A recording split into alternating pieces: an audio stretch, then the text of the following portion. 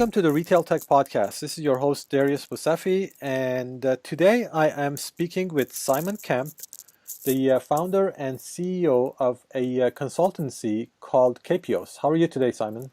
I'm very good, Darius. Thanks very much for having me. Thank you for joining me. Simon is speaking with me from the beautiful Singapore, so it is warm and nice over there, I hear.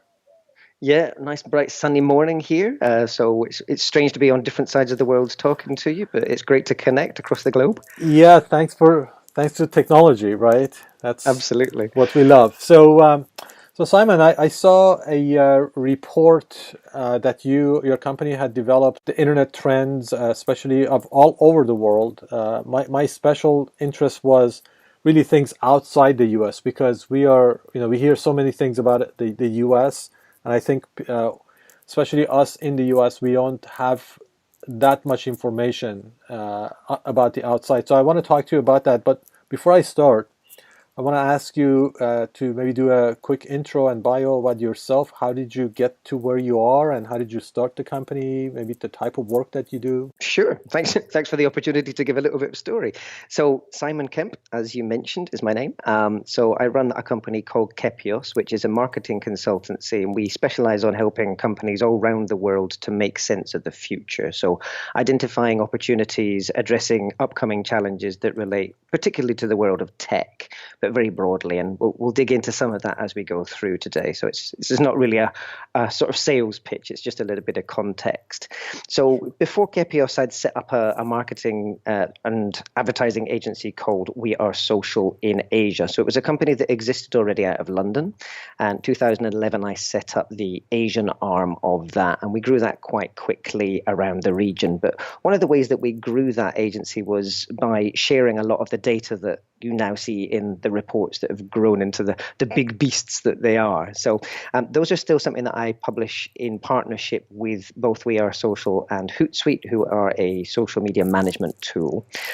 Those reports sort of grew out of emails that I would get on a daily basis from clients and from journalists saying, we don't know what's happening in the world of digital in Asia, particularly outside of China. So we've no idea whether people in Vietnam are using social media. We've no idea what e-commerce means in Indonesia, all sorts of questions like that. And, I would see those questions and it would spark my curiosity as well. I'd want to know what was going on in those countries. So I sort of found a few places where I could get that data, and we started collecting it and sending it back by email, but I realized that was inefficient. So we quickly graduated to putting them into a report, which we then made available for free. And the main reason for making it available for free is that it answers all of the basic questions that businesses need to sort of get out the way so that they can move on to the more interesting strategic questions. So the very first report that we did was only 16 slides long, covered pretty much most of Asia, but it's now grown into a 5,000 slide report covering 239 countries around the world. We publish the main report every January, but we do quarterly updates as well, which is the one that I think you saw just last week when we published that. So we make all of this available for free. I'm sure that we'll be able to give some links in the show notes for your listeners if they want to dig into that into more detail as well. But Yes. that's probably enough context on where the report came from. Just a last little bit of context from me. So I'm originally Scottish, but I now live in Singapore.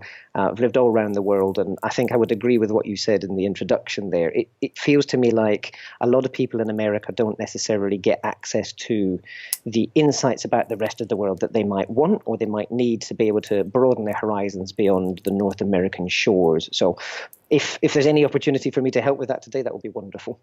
Yes, that's the reason I really wanted to talk to you, other than just meet another what I call day one person, business person in the world. So um, now, one of the key things that I saw from the report was the fact that you had mentioned that Alibaba has taken over Amazon as the largest e-commerce player. Let's Correct. let's dig in on that a little bit. So this really startled me as well. So I collect those numbers for the world's top most visited websites every quarter. The data that we're referring to here comes from Amazon's Alexa analytics service. So just in case people don't know, Amazon does have an analytics arm as well. It happens to be called Alexa, which is obviously the same as the sort of assistant that goes into things like Echo, but they're not exactly the same thing. So this is data that Amazon collects right the way across the web all around the world. Which And is they Alexa. I mean, Alexa is a really old service that Amazon has. Actually, it was a company that they probably purchased, if I remember correctly, in the 90s or early 2000s. correct, And it's yeah. a So plugin on a browser, right? I believe that's still a part of it. I don't know if that's still the only way that they collect data, but that certainly was the way that the business was born. So you installed this browser, which gave you insights into all sorts of websites around the world. And obviously, when you installed that, then it tracked what you were doing as well. So I believe that it's broadened out slightly beyond that since then, but it's still a really interesting reference because it's got developers from all around the world. Um, Okay. they, so yeah, they published this list of the 50 sort of most visited websites around the world. They update that on I think it's on an almost monthly basis, if not even more often than that. So I keep an eye on those sort of rankings every month, and we publish the averages in the quarterly reports that I publish. And what was really interesting, excuse me, in the Q2 report that we've just published is that Taobao, which is an Alibaba e-commerce platform out of Asia, has overtaken Amazon.com as the most visited e-commerce website in the world. So just a caveat on that, it is based on website visits, so it doesn't include things like app visits, and it doesn't include the amount of money that people spend either.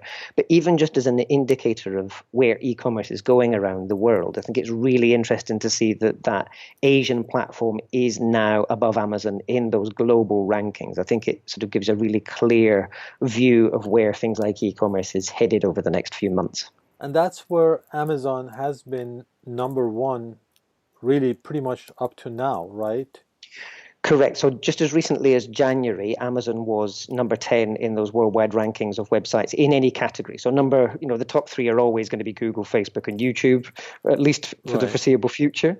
But in number 10 in that global list across any category, back in January, that was Amazon. They've now slipped down to 11th, and Taobao has moved up to 10th place as well. So it's really sort of interesting cultural shift and a sort of move in the base of power when it comes to things like e-commerce is that obviously, I suppose China's got a big advantage in that it's got a huge population. And even if you look at the latest stats, less than half of China's population is using the internet, but using e-commerce, but that's still significantly more than the total number of people that live in North America. So they do have a sort of a momentum advantage there.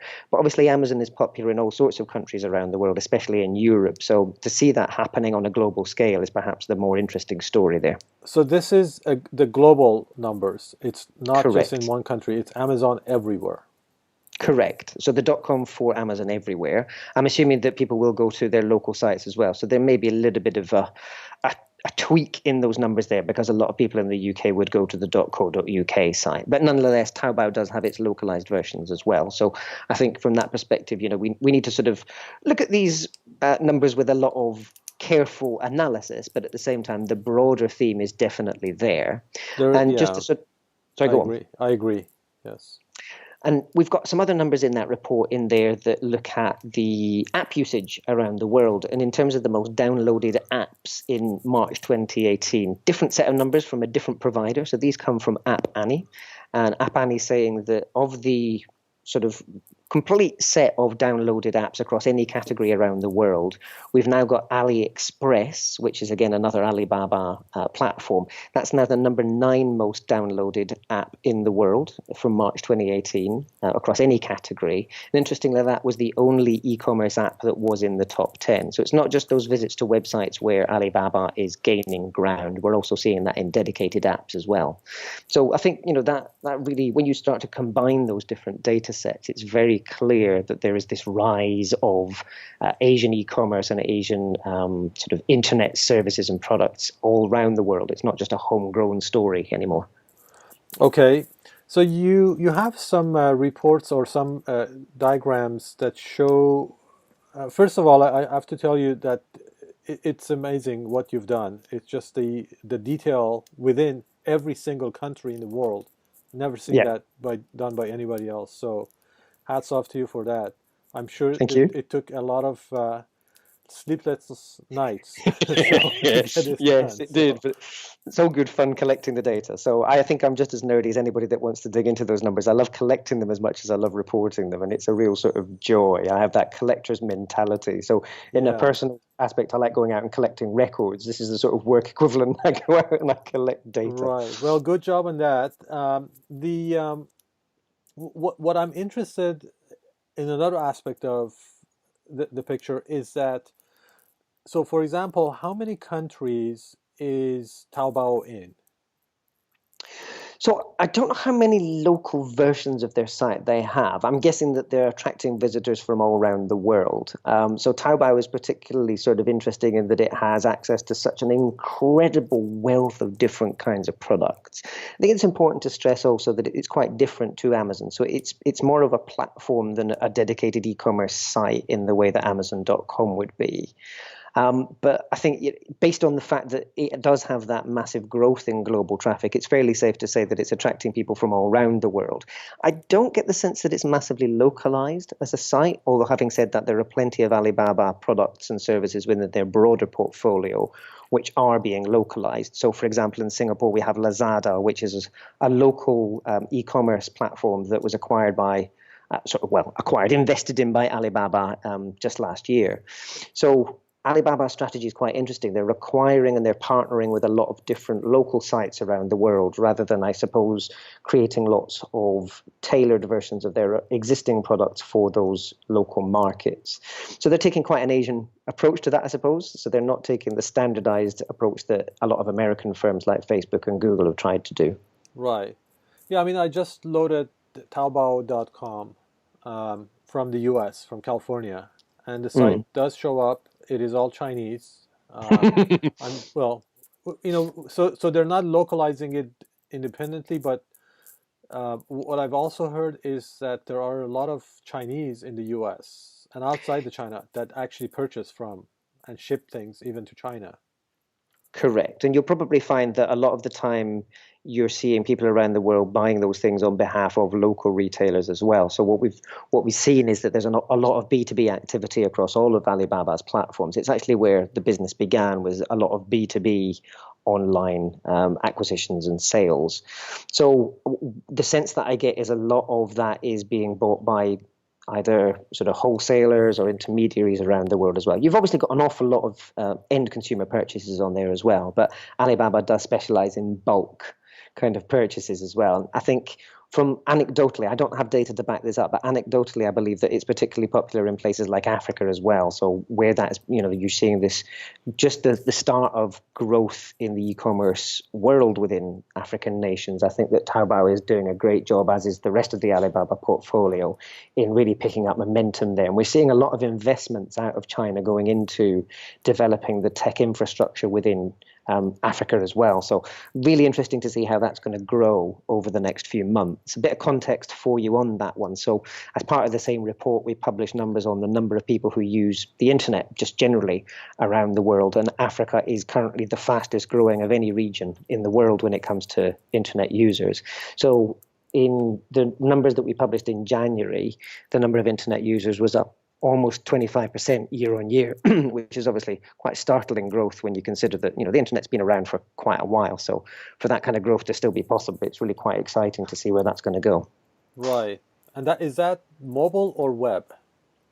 So the vast majority of internet users in Africa are mobile first. A lot of them are mobile only as well. And a lot of that's down to infrastructure. So I confess I'm not an expert on Africa. I have not spent any time out and about in most of Africa.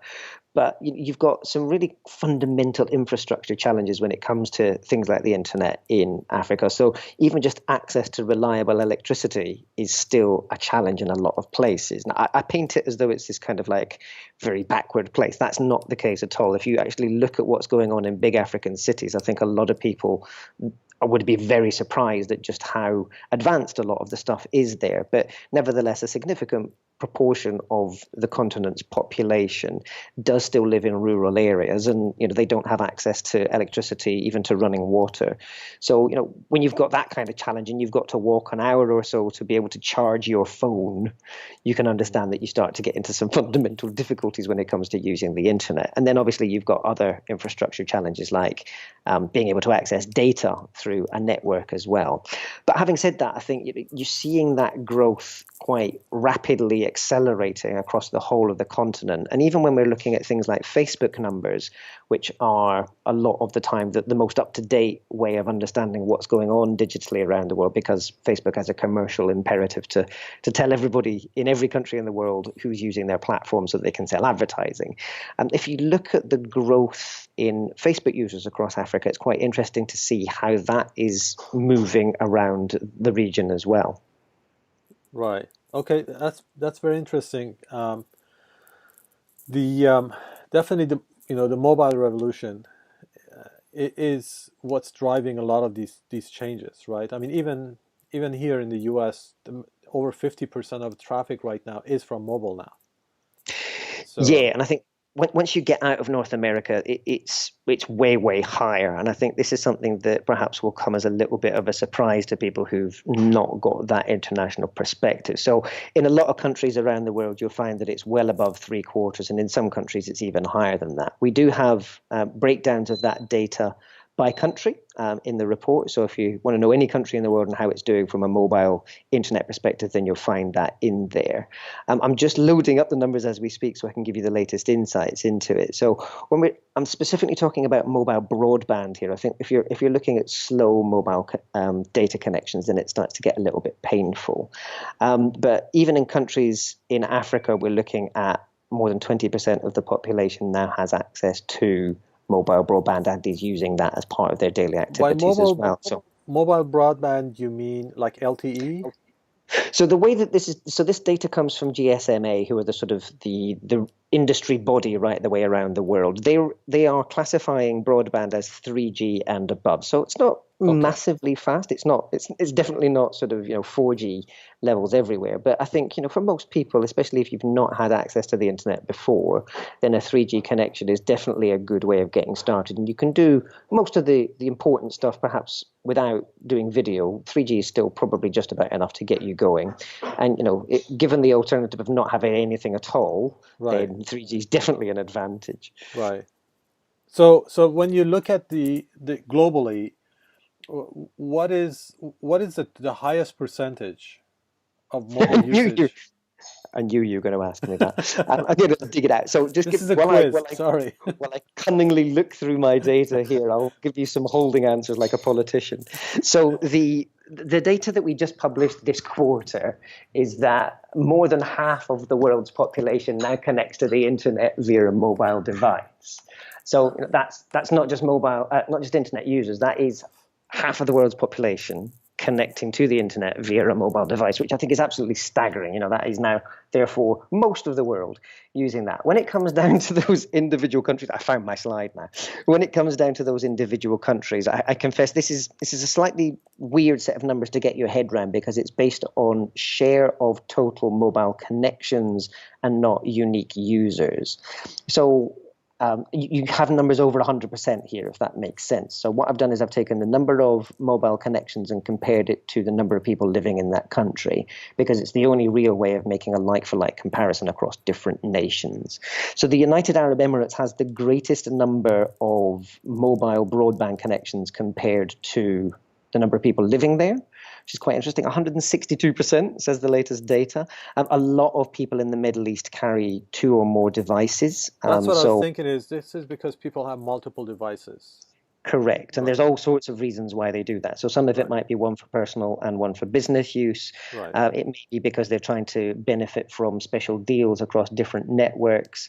And anecdotally, I've heard from people in the Middle East that it's just a status thing. People want to have multiple devices. They want to have, they want the latest gadgets, but they keep a certain older device to do different things with. So culture is a really important driver in an awful lot of this stuff. And I think a lot of people that have maybe a more restricted view of what's going on. I'm trying to find delicate ways of saying insular here.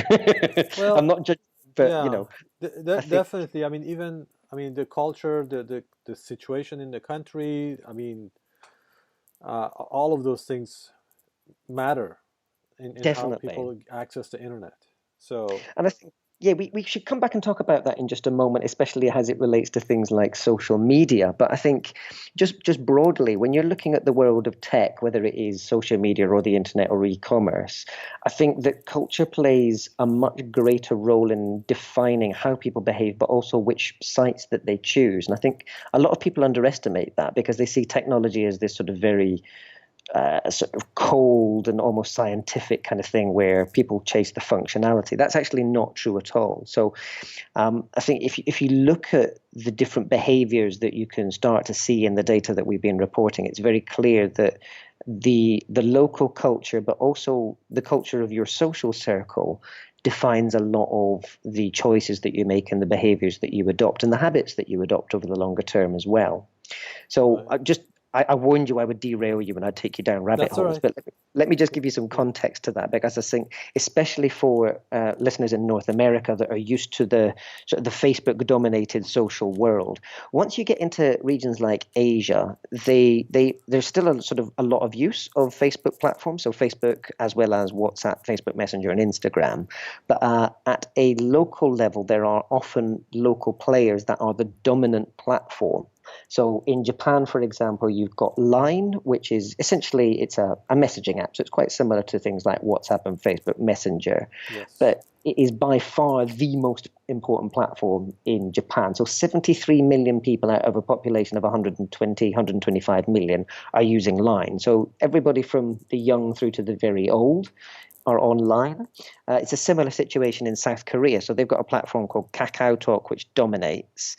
And again, that's a very cultural choice. It's a company out of Korea, and it's sort of developed that local following because it caters to the specifics of the way that Korean people like to communicate with each other. So, it's sort of developed emoji and it's developed stickers and stuff that are particularly relevant to the cultural context in which Koreans want to communicate with each other. I'm sure people have heard of WeChat in China, but WeChat is fascinating because it is two separate apps. So the WeChat that people would know in North America, especially the English language version, is completely different to the WeChat that you get within mainland China.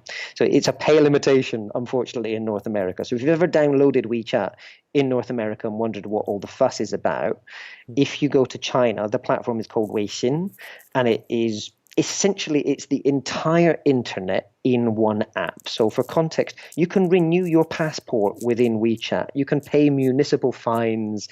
You can sort of book doctor's appointments, and you can do just about anything. They've just released, just in the last few days, they've just released the equivalent of Google Docs, but within the WeChat app. So you can collaborate on creating your business documents as well. So I was having some conversations with WeChat experts recently, and I asked them if there was anything that you couldn't do on WeChat, and the only thing that they could think of was used Facebook. So I thought it was a greatly entertaining sort of insight there. So right. WeChat is sort of, it's the entire Chinese internet. If you're not, as a business, investing in understanding how people use WeChat within mainland China, you're going to really, really struggle to get any kind of traction amongst Chinese audiences. And then the last insights in Asia that I'll give you in this bit before I sort of come back to your questions and stuff. But Southeast Asia, it's really interesting how the social world evolves around Southeast Asia because people in Southeast Asia are usually the biggest and sort of most frequent users of social media of anybody in the world, together with Mexicans, interestingly. So around countries like Thailand, Indonesia, and the Philippines in particular, they've always been at the top of the list of countries where people spend the greatest amount of time each day on social media. So the latest numbers we have, 4 hours a day people in the Philippines are spending on social media alone, which is absolutely staggering. Wow.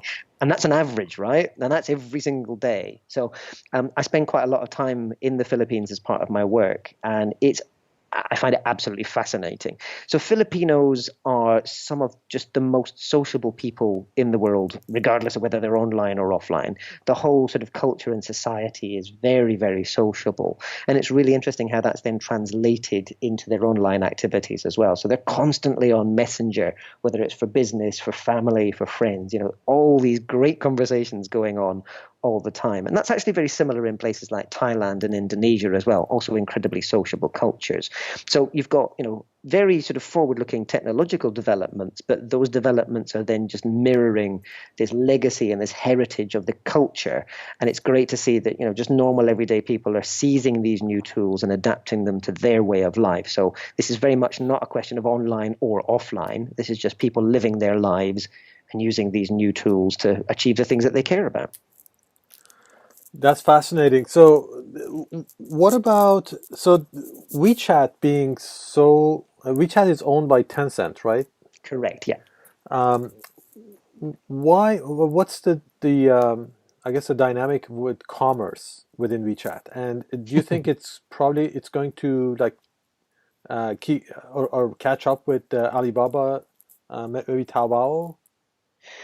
That second bit is a really interesting question. Let's come back to that in just a second. So let me give you some context to the commerce side of WeChat. So WeChat it's I suppose it's less of the internet and it's more of a life remote control. It's probably the easiest way of thinking about it. So WeChat has been almost seamlessly integrated into physical world activities as well. So there is a payments function within the WeChat platform that allows you to pay in physical stores as well as vending machines and all sorts of other places as well. As I mentioned, you can pay your municipal fines through WeChat as well. So the integration of that payment system is well beyond anything that we see anywhere else in the world. I think if Americans went to China and saw just how integrated that mobile payment system is, they would be absolutely astounded. So little anecdote for you here. I've got a friend who went up to China recently who's a big fan of local kind of foods and loves going and eating in very sort of local establishments, if you like. So he went into this restaurant or cafe even on the outskirts of Shanghai because he wanted to try some very local food. And he didn't see any staff. There were no menus. There were just tables. And he was a bit confused. Everything was written in Mandarin and he read some basic Mandarin, but not enough to understand what was going on. So he sat down and just waited for a while and nothing happens and nobody appears. And eventually the back door opens and one of the kitchen staff comes out and shoves his phone in the guy's face, not politely. This wasn't like an aggressive thing or anything, but he sort of holds his phone out in front of this prospective diner with the WeChat app open and sort of points at WeChat. Anyway, long story short, it transpires that you order everything through WeChat, you pay for everything through WeChat, and you don't actually interact with anybody at all except for the person that brings you your food.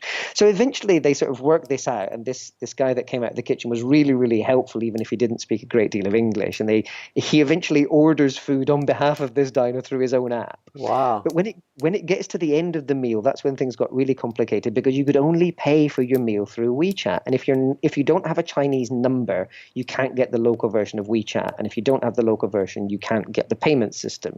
So they were sort of scratching their heads working out what to do. In the end, the guy had to pay the waiter in cash and the waiter then paid for him through his WeChat app. Oh, so wow. if you sort of take that story out of the individual sort of entertainment value and you look at what that means, if you see how integrated that means that WeChat has become in Chinese society. So this is a corner cafe, and they have basically got away with all of the usual sorts of trappings that you would expect. So there's no waiters, there's no tills, none of that. Everything has been integrated into that app. So you can see just how important WeChat is going to be from a commerce perspective, whether you're a small store on the corner, whether you're a massive e-commerce giant like Taobao.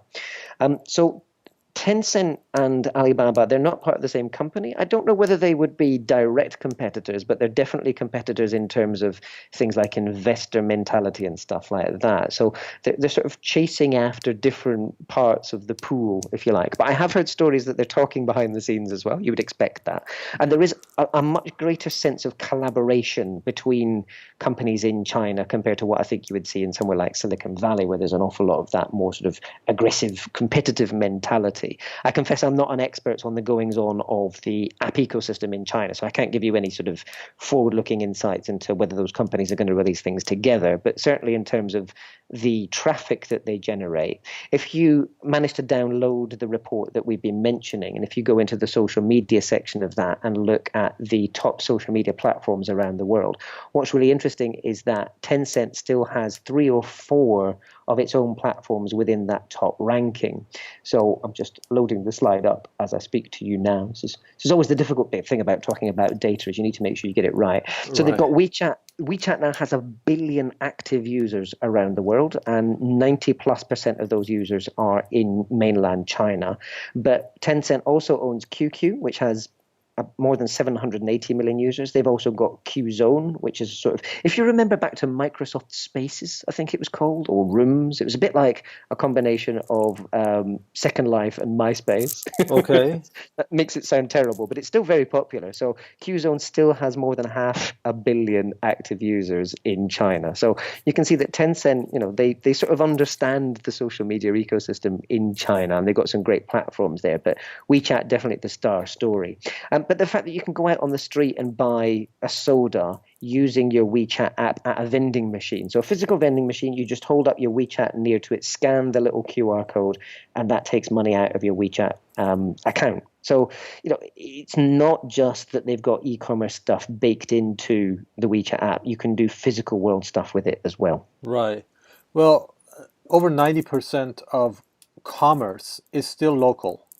The Yes. number varies in different places and it's changing, but really still around that number. It's still 90% of it is local. So Yep. that's where my question is that and the worlds of online and offline are merging. Uh, Yeah. most people right now in business, they don't just look at it from one point or the other. I mean, maybe your business is only online right now, but everybody is thinking about, okay, how do I get to the next level? Where am I going to be in 10 years from now? Am I still going to be just online but so that's where I think that Tencent and like WeChat especially, with its grasp on the offline or physical commerce, um, could be a much more formidable overall player in commerce than just Alibaba.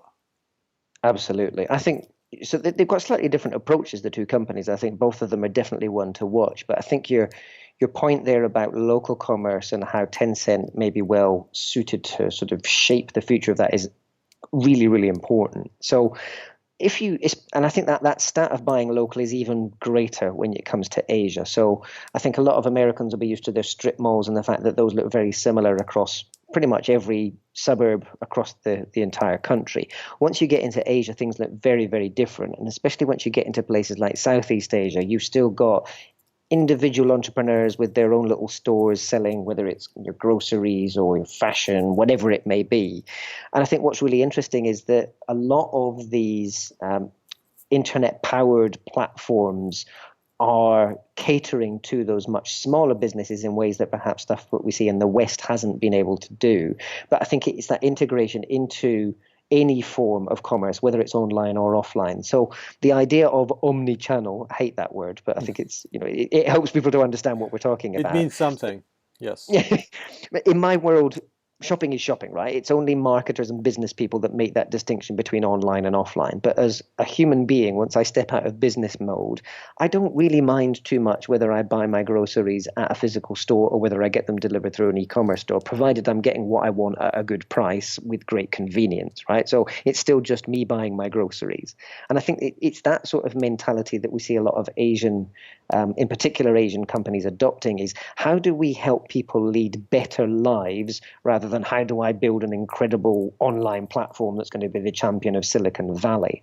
And I think that is part of the danger of things like Silicon Valley, is that it's very much, it starts from technology and then tries to sell things to people instead of looking at the opportunities and challenges that people face in their day-to-day lives and then building things that address those, which I see an awful lot more of coming out of Asia. Now, don't get me wrong. Obviously, there's a very big startup mentality here as well, and people all want to be the next unicorn. But I think it's just the way that the companies and the startups are going about approaching that here is a very different mentality. And I think we're going to see the approaches that they take trickle back to the US and Western markets quite rapidly over the next sort of 2 to 3 years. And just to give you some context from outside of China as well, because I know it's very easy to get into the trap of talking about how amazing China is simply because there's so many people there and therefore all the numbers are quite staggering. But let's bring it back to Southeast Asia, which I think if I was going to say to anybody in the West, if you wanted to look at what is defining the next frontier of e-commerce around the world, take a look at what's happening in Southeast Asia, because that's where the really interesting innovations are taking place. But let's not just make it about e-commerce. So that omni-channel thing again. If you look at Indonesia, there is a company called Gojek. Some cultural context here. If you've ever been to Indonesia, or if you've ever seen any reports on Indonesia, one of the biggest challenges that people face in Indonesia is absolutely chronic congestion on the roads. So if you go to Jakarta, which is the capital of Indonesia, it's not uncommon to get stuck in a traffic jam for 4 hours every day. Every time I visit, I love Indonesia and I love the people there, but goodness, it gets quite tricky when you get stuck in traffic for that long. Right. So motorbikes are particularly important as a way of getting around, and Gojek sort of spotted that for people that need to get places quickly or economically, then why not create the Uber equivalent, but for motorbikes? So Gojek grew out of that. It's already $1 billion company. But what's really interesting about Gojek is that they have a mobile payment system baked into their app as well. And they have rapidly evolved from just being a way of you being able to book a bike as a ride-hailing app to becoming an app that is integrated in all sorts of local businesses as well. So you can pay for stuff at food stalls, at local stores using your Gojek app as well. And then you've got Grab, which is very similar to Uber. It's about ride hailing again. That's based in Singapore and Malaysia, but they're also in places like Thailand as well. Exactly the same thing. It started as a ride hailing service, but it now has its own mobile payment system. And around even countries like Singapore, where you've got an incredibly advanced sort of economy, that has taken hold as well. And a lot of small businesses around Singapore are accepting payments through the Grab app as well. So I think that we're going to see a lot of that kind of initiative and that kind of activity shifting back west. And I think we'll see, in particular in Europe, you'll see that taking off. And I'm pretty confident that, especially amongst smaller businesses in the US, there will be an incentive for somebody to serve the huge number of small businesses that do exist across the US, despite that sort of strip mall mentality. Right. I think it probably has a little bit to do with habits. You Mm, know, it. I mean, things started here faster, and probably 10 years earlier. A lot yeah, of what we're talking about right now really started about 10 years ago with the iPhone. Seriously, yeah, I mean, correct. really bringing mobile to a possible interaction in your hand that was never possible before. I mean, there was Palm Pilot before that, and other mobile devices, but really, the iPhone really opened up this whole thing. And so people here are probably more uh, used or accustomed to doing things in a certain way. For example, the chat app being separate from the payment. Mm, And but it is going to. I mean, I personally think that that's the future. If I was to make a prediction and I had to put money on something, which I do in my business, it's really the convergence of everything into chat. Chat mm, is really where people spend most of their time on, and time yeah, and attention is the biggest. I mean, the most important capital you can get. The investment of time from people.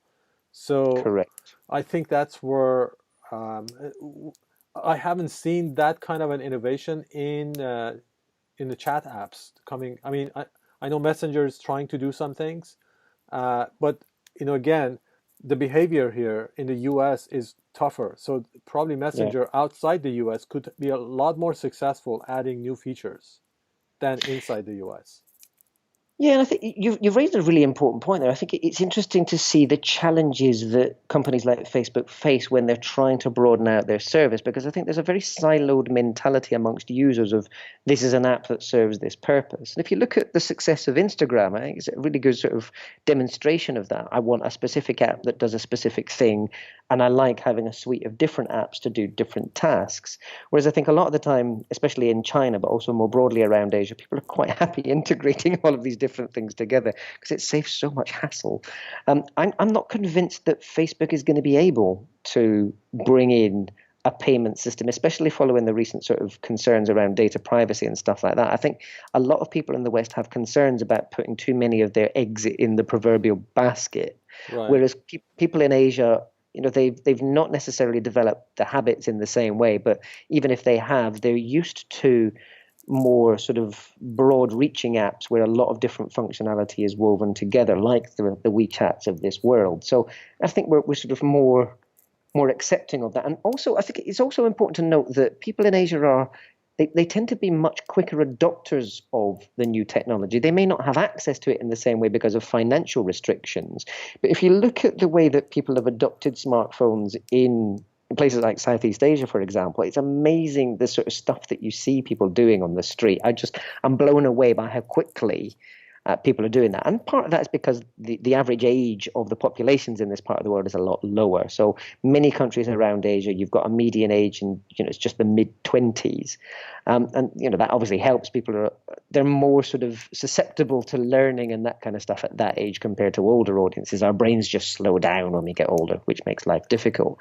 But again, I think I you don't mentioned accept that. I want to disagree with it I as well. won't accept that. I just will not accept it. No.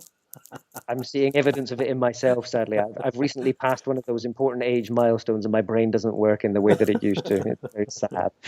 But I think, you mentioned the iPhone in your comments just there, and I think it's amazing how quickly we've come. So 11 years since the launch of the iPhone, there are already 3 billion smartphones in use around the world. I mean, just staggering how quickly that has occurred. And if you think about that, 3 billion, that's not quite half of the world's population yet, but it's certainly a significant proportion of the world's population now using these smartphone devices, and in particular, that's spread out right the way around the world. So people now have access to these amazing products and services, but it's only been something that we've had for 10 years, and I think that we're probably still at the stage where we're mimicking products and services that we had in the world that was around before smartphones.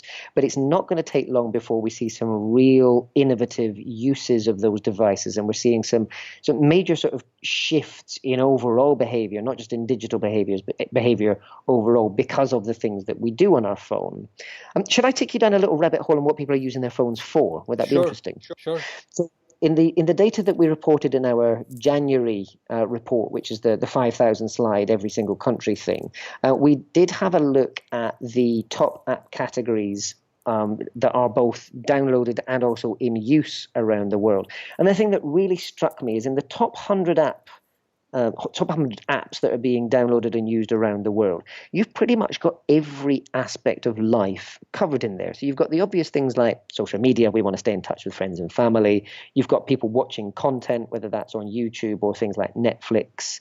You've got a lot of people playing games, and I think in particular in regions like Asia, games are even bigger than they would be in the US. Absolutely massive opportunity there when it comes to the commercials around gaming.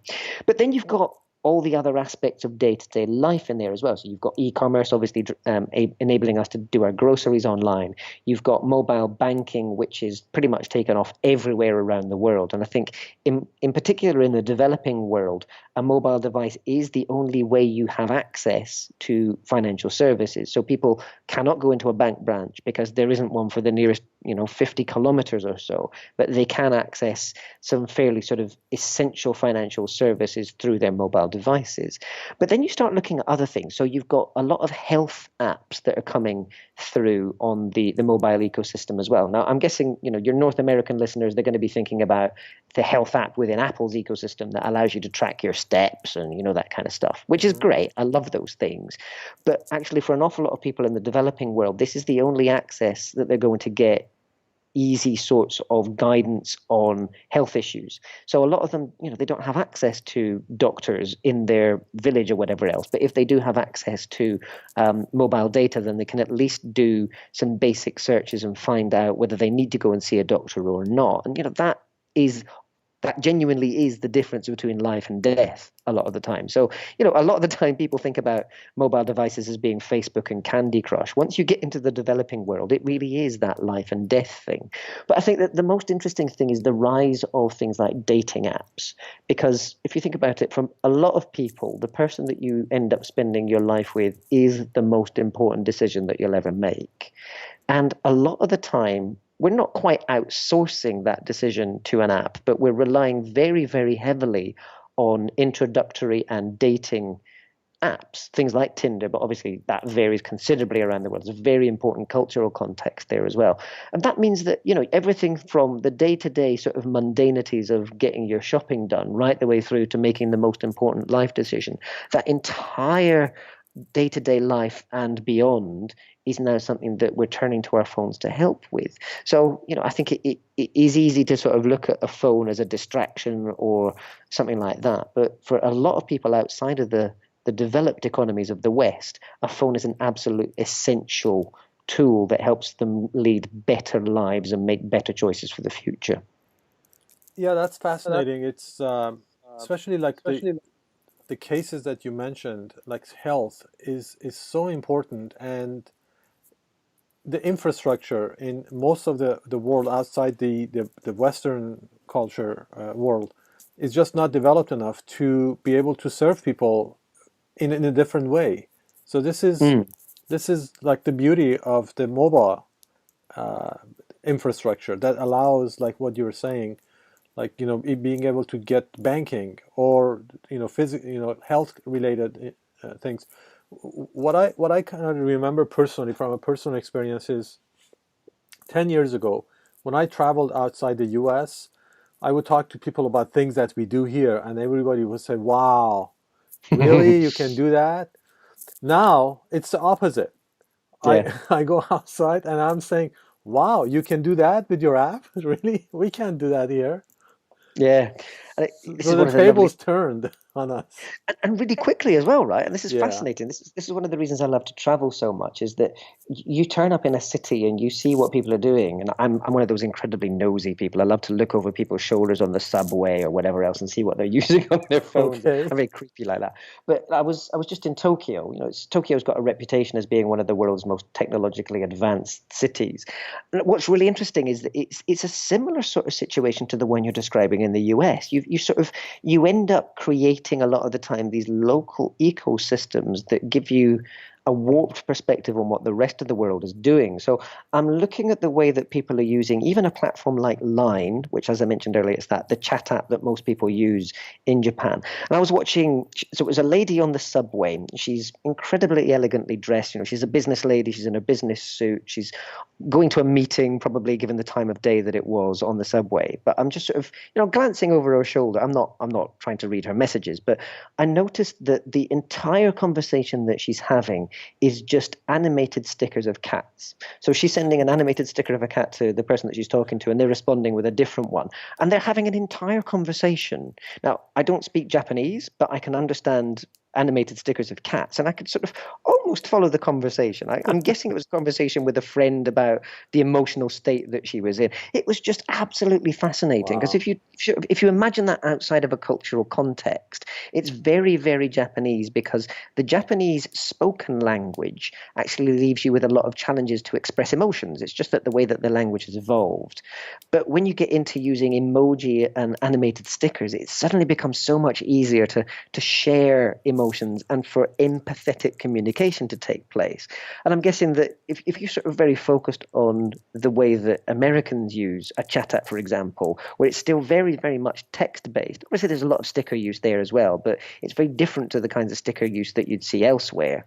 I'm aware that I'm in danger of deviating from your question here. No, But this is really interesting information. I mean, it is, and that's why I actually have like a newsletter within our news service, which is called the Global E-commerce Battlefront. The Mhm, commerce is global now. There are totally. a handful of companies that are basically controlling commerce, and this is the details that they need to pay attention to be Mm, able to get into the local markets. Like yeah. in Japan, for example, Viber I think was before uh, Line. They started before Line, but Line and Viber is also a chat app, right? Yeah, correct. And Viber is still very big around Southeast Asia. So in places like the Philippines, for example, Viber is still an important part of the ecosystem. It's not top anymore, but it used to be. But if you go to cities like Manila, Manila's this enormous, sprawling metropolis in the center of the Philippines, and it's fascinating. On the back of taxis, you have the hotline for the sort of local traffic regulator, where they've got a Viber contact on there that says if you want to report anything or if you want to send feedback of a positive nature about a driver, then you can send it to this Viber number, which I thought was absolutely amazing. They've already integrated that into sort of fairly fundamental government infrastructure. So yeah, I mean, you've got lots and lots of different chat apps that are big around Asia, even if they don't quite register as the top app in each country. Right. So the idea of mobile first is really a lot more important outside the US even. Yeah, I would say that it's the further east you go, the more important mobile becomes. But I think we sort of talked a lot about the digital infrastructure here, but because you're touching on global commerce, I think there's one thing that has been standing out for me as I've been doing this research as a massive, massive opportunity that is still untapped, especially for companies in the US that want to reach a global audience. So the biggest barrier at the moment to e-commerce becoming truly global is still fulfillment, so delivery of products that I've bought, because the costs of doing that globally are still quite prohibitive. If I want to buy something from Amazon.com in the US, a lot of the time I end up spending more on shipping than I spend on the product itself. And I think that is the next big, big battleground. If any company can crack logistics on a global basis, they are going to they're going to be in a world apart. And if you think about this, it's probably just a case of taking a bit of a short-term gamble. I know it's a big investment gamble nonetheless, but if you think about if Amazon suddenly bought, for example, one of the big logistics companies, and they had a fleet of planes that meant that it wasn't just that they were shipping my order from the US to Singapore, but they knew that they had, I don't know, 100,000 people in Singapore had ordered something on Amazon in the last week, and they were able to ship all of that efficiently with one plane load. You can imagine that suddenly the costs of that fulfillment drop dramatically. And it works both ways. So, if a Chinese company got hold of a fleet of planes and can deliver cheaply to customers in the US, all of a sudden you've got this massive opportunity.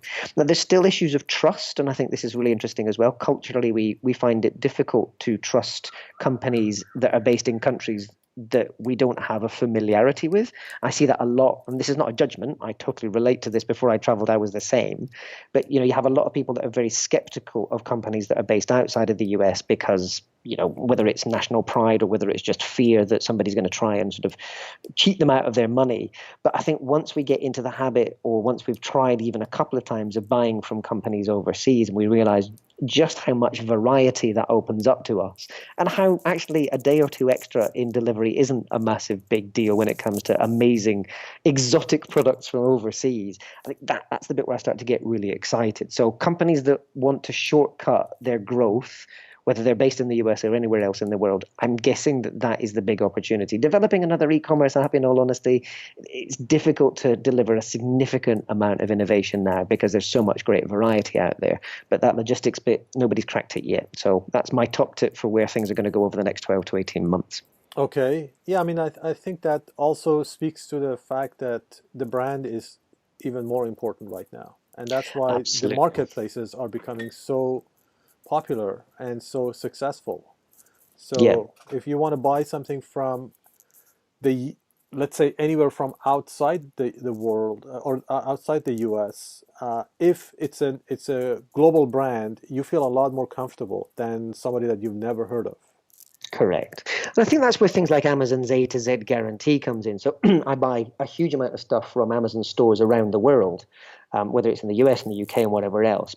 And I know that if I have any kind of failing in my order, I can just then get in touch with Amazon and they'll sort it out for me. And it's just such an amazing thing that Amazon has done there, because I now buy with real confidence. I don't buy from people that I clearly don't trust. But if I see a small retailer based in Germany, for example, and they're selling a CD that I really want to buy secondhand, and the price is right, I'm willing to take that gamble because I know that Amazon's got my back if something goes wrong. If that CD doesn't then appear on my doorstep within a few weeks, I know that Amazon is going to sort of arbitrate on my behalf, and if it believes that I am indeed being swindled, then it will refund my money. And I think it's that kind of thing that more than any kind of advertising campaign, it's that kind of security at the back end that encourages me to open my wallet and spend rather obscene amounts of money with Right. Amazon every year. And even go beyond the borders. So Correct. that's, And yeah, that so I'm that's even more important when you go beyond the borders, the brand itself. right. Because you can trust small retailers anywhere in the world if Amazon is, or whoever it may be, as the platform. And Right. I think, you mentioned that sort of individual sellers bit, and I think that's one of the best things about a lot of these Chinese platforms is that they combine the best of Amazon with the best of eBay. So I'm buying a lot of the time from individual sellers on Alibaba platforms, but it's being sort of fulfilled or it's being powered by those Alibaba sort of systems and the brand, like you said, a very important aspect of trust there. So I buy quite a lot of technology stuff from all around Asia through the Lazada app that I mentioned previously, which is, again, it's got that Alibaba backing, because I know that if anything goes wrong with that, that Lazada are going to, again, fix that for me too. So I've got access to incredibly cheap electronics compared to what I would have to pay in a sort of a physical world store. So They're so often, let sorry, go me on. let me if you don't mind, I'll do a little survey actually off of you as a Mm, consumer. yeah. Um, I'm worried now. uh, what are the so let's say you want to buy food. Yep. What app or website do you use? So we use in our household, and I confess my wife is the one that takes greatest interest in buying all of the groceries. She's incredibly sophisticated in her approach to this. She does analysis of all the costs across all these different apps. So we use a company called Redmart, which is, I believe, I'm going to get this wrong. I believe it's also part of the Lazada group, which again is then part of Alibaba. But I might have got that wrong and embarrassed myself. But Redmart is specific at the moment to a lot of groceries. We do have Amazon Prime in Singapore, which is only about groceries and household staples at the moment. We do use that a little bit, but the range, interestingly, is not nearly as good as a lot of the local players. So it's only got a select number of products at the moment. That is growing. They only launched a few months ago in Singapore, so it's just in its infancy. Right. Um, and so that's for So that's for groceries. food. Yeah, we then buy also direct from a lot of the supermarket chains here have their own established e-commerce presences. So if you think about the equivalents of Whole Foods or Walmart, we'll buy direct from them as well. So we actually buy from quite a range of different companies depending on what we're buying and whether they've got good deals on. I'm the same as anybody else. Much as I love my technology, I still have a good bargain. Well, right, and not everybody has the best products in everything. Let's say if you're a vegetarian or if you're in organic food, and I have no idea how these things are actually looked at, like in Singapore, but in the U.S. Mm. It's a major factor for a lot of people. So, Yeah, and that's true across the whole of Southeast Asia. So it's not just developed countries like Singapore where you've got that. I was doing some work on e-commerce in the Philippines a few months ago and was looking at some fascinating, quite niche online sellers. So there is one in particular that stands out where they sell very high quality imported meats from all sorts of different countries. They get it flown in. So if you are a restaurant, for example, or if you're somebody that wants to entertain very important guests with a barbecue, for example, and you want to get some of the top meat from Australia, or even from local farmers that, they're very reputable farmers and they've got top quality produce. This particular e-commerce player specializes in just delivering those products. So I think, it's really interesting that if you've got a particular need, the chances are that there is a niche e-commerce player that is satisfying that need as well. right, right. So what do you use for clothing, apparel? When it comes to clothes, I still buy in the physical world because I like to try things on. So I am not a millennial, unfortunately. Okay. A lot. My wife buys a significant amount of her clothing online. I am not particularly fashionable. So the thing I like about the internet is you can't see how ugly my clothes are. But yeah, so I still buy most of my stuff in physical stores. Although I do buy quite a lot of staples like. I don't know why I'm talking about this with the world, but I buy my underwear online, for example, through Uniqlo. Okay, we'll make note of that, and we won't go into that rabbit hole. So, No, let's leave that one aside for so now.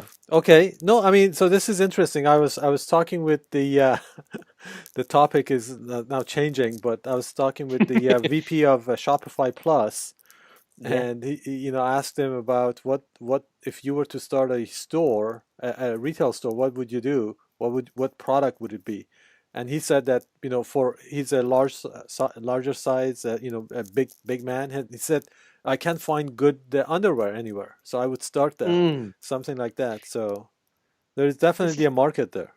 Yeah, and I think it precisely when it comes to things like underwear, I think this is a very odd conversation, but let's do it anyway. So when it comes to things like underwear, people, especially men, are quite habitual. They'll buy the same brand and they'll often buy just replacements of exactly the same product. You don't get the same sort of seasonal cycles in underwear, especially for older men, that you would do in something like t-shirts or jeans. So, a lot of people around the world will just go back to the trusted brand and they'll buy the same thing, whether it's your expensive Calvin Kleins or if you're like me and you're buying sort of more economically priced Uniqlo underwear.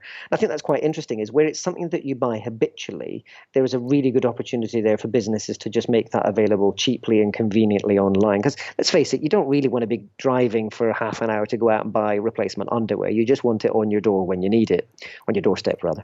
So Right. yeah, I think that things like that, there are there are things that we really enjoy going out and buying in the physical world because the experience of buying them is important. But there's no reason why e-commerce shouldn't play a part in that omni-channel experience. But for example, buying luxury products, a big part of the enjoyment factor there is the care and attention that you receive from the sales staff. So much as you may decide that you want that Louis Vuitton bag at the best possible price, you still want a lot of the time to enjoy the purchase experience. Another anecdote for you here. Sorry, I know I keep going down rabbit holes, but I think this would be another interesting one for Americans. So in China, huge market for top-end luxury products, but there is still this phenomenon where you've got these people that have built businesses out of taking orders from people in cities like Shanghai and Beijing. They then fly to France and they buy those products in the store on the Champs-Elysees and they take it back to people in China so that those people can then say, oh, I got this from the store on the Champs-Elysees. It's the stories that they want to tell around those products that are just as important as having the product itself. And so I think, when you look at that from an omni-channel retail perspective, I think a lot of Western businesses would find it really hard to get their heads around that concept. And yet it's massive in this part of the world. It's not just Chinese shoppers either. You get that in Japan, you get it in Southeast Asia too. Right. Well, there's so much else that I want to talk about. I wanted to talk about India. We haven't even touched on India yet. So, also thinking about how voice is Mm. starting to, seep into our lives.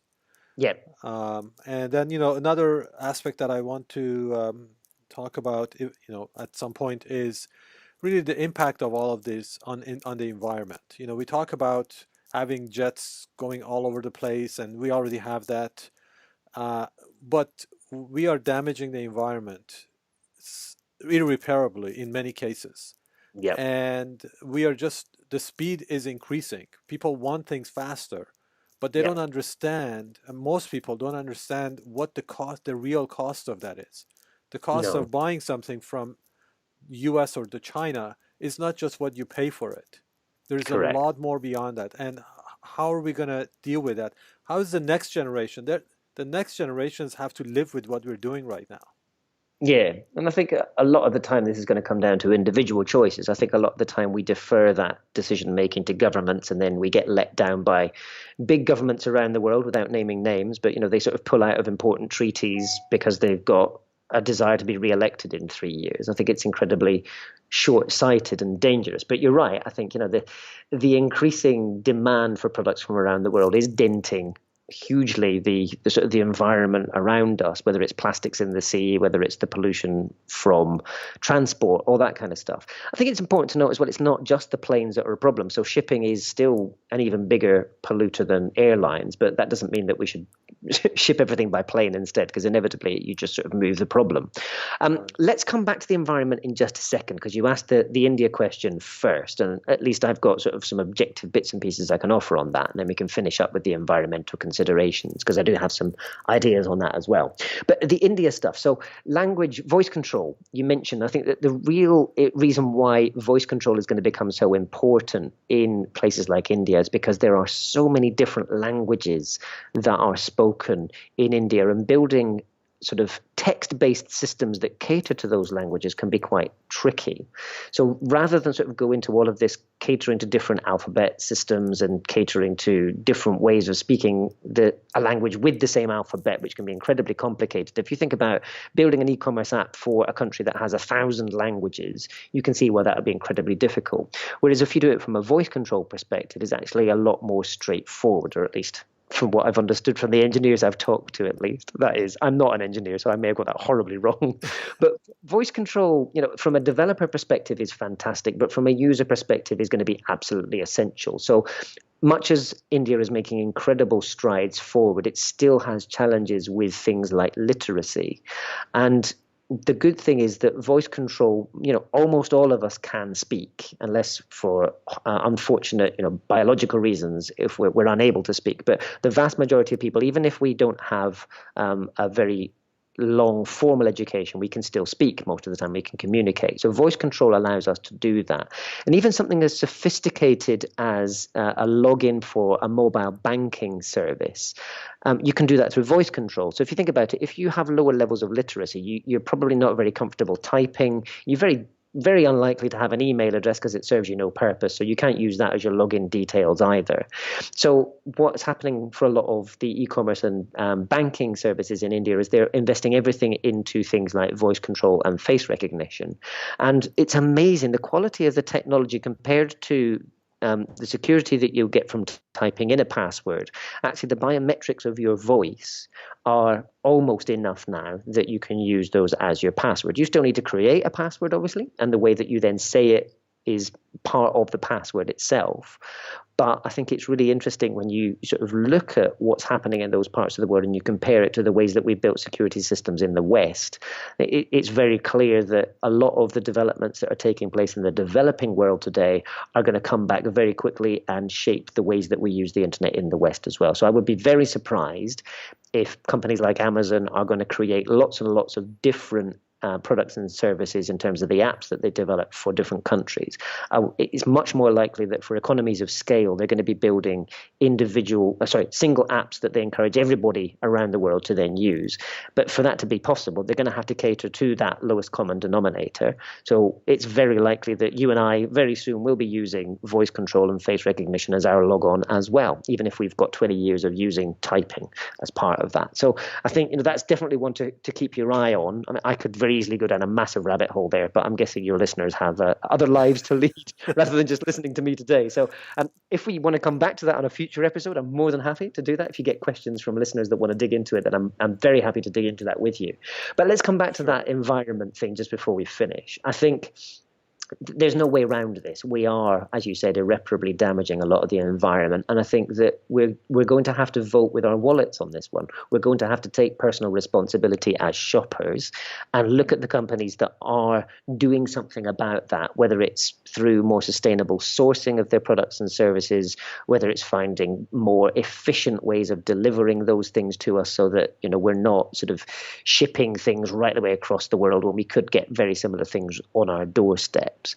I think, companies do need to be very responsible when it comes to this, but we can't abdicate that sort of responsibility to other people. We have to take our own personal choices on that as well. And if we support the companies that are making strides and are investing resources in making sure that their products and services and sort of the way that they fulfill those products and services are more environmentally friendly, they're going to succeed. And, that's the easiest way of doing it. Don't rely on your politicians to make the choices that matter to you and your future. You've got to do that yourself. So right. I'm not in any way pretending that this is not an important issue, but I think, it's up to us as individuals to make that stance ourselves. I agree. And I think that's going to be the next wave of innovation in commerce, where the choice is going to be beyond just the price and the selection. Correct. And I don't know when companies are going to actually start looking into that and actually providing that, because if you want to be the store for the world, inherently you're going to have to take liberties with the things that we're talking about, like as far as the environment. Now I know Amazon is investing, for example, a lot of money into their packaging process.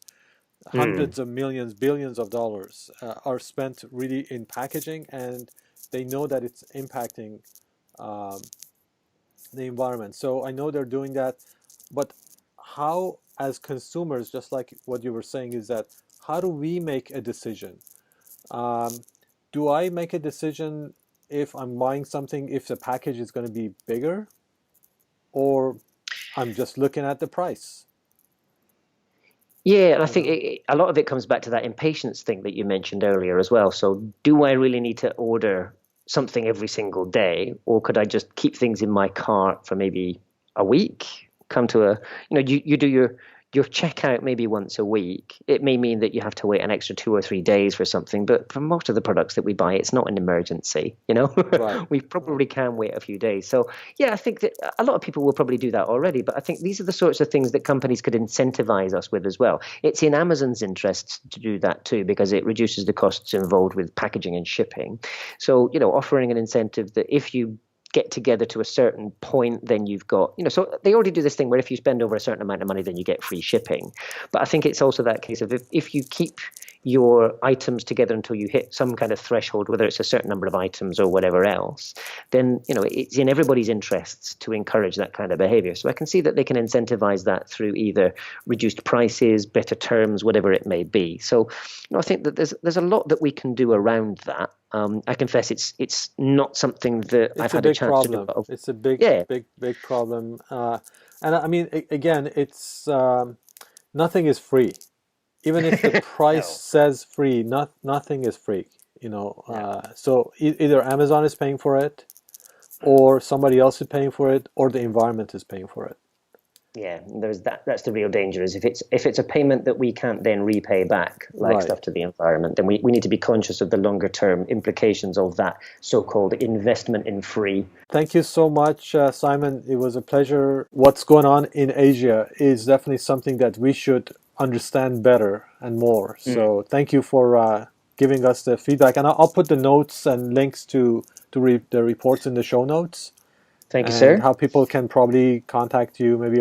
What's the best way for people to contact you? So social media is still probably the easiest. If you get me on LinkedIn or Twitter, it's the best way of doing things. I'll give you the links to those profiles so you can put them in the show notes. If anybody's got any questions that they want to dig into, then two ways we can do that. Either they send those questions to you, which is probably the best way of doing things, and then you and I can maybe pick those up on that future episode. If people are impatient, though, hopefully that's not quite the environmental impact of being impatient this time. You can just send me your questions via social media, and I'll try and answer those for you there as well.